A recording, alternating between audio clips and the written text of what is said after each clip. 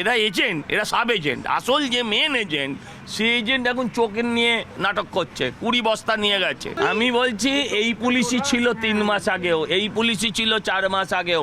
কোনো দিন পশ্চিমবঙ্গের ইতিহাসে গত 15 বছরে 15 বার দেখাতে পারেননি যে অন্য রাজ্যের পুলিশ না এলে পরে এই ধরনের জঙ্গি ধরা পড়েছে, বা যদিও ধরা পড়তো তাহলে ইনপুট থাকতো অন্য রাজ্যের। এই রাজ্যের পুলিশ এই রাজ্যের তদন্ত করে এই রাজ্য থেকে গ্রেপ্তার করছে।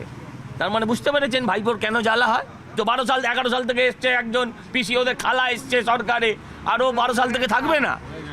তো মহামুশকিল। সবই তো হবে, ওখানে ইজাজ হবে, ওখানে খান হবে, ওখানে হাকিম হবে, এরাই তো হবে, আর কারা হবে?